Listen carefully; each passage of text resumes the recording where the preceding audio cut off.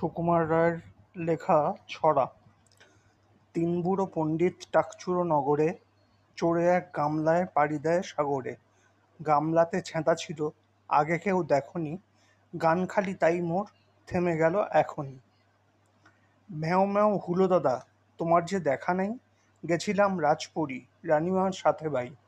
তাই নাকি? বেশ বেশ, কি দেখেছো সেখানে? দেখেছি ইঁদুর এক রানীমার উঠোনে। রং হলো চিড়েতন, সব গেল গুলিয়ে, গাঁথা যায় মামাবাড়ি টাকে হাত বুলিয়ে। বেড়াল মরে ভীষণ খেয়ে, চাঁদের ধরল মাথা, হঠাৎ দেখি ঘরবাড়ি সব ময়দা দিয়ে গাঁথা। গাধাটার বুদ্ধি দেখো, চাট মেরে সে নিজের গালে, কে মেরেছে দেখবে বলে চড়তে গেছে ঘরের চালে। এই সুকুমার সমগ্র থেকে সুকুমার রায়ের লেখা ছড়াগুলো পড়লাম, ছিটেফোঁটা।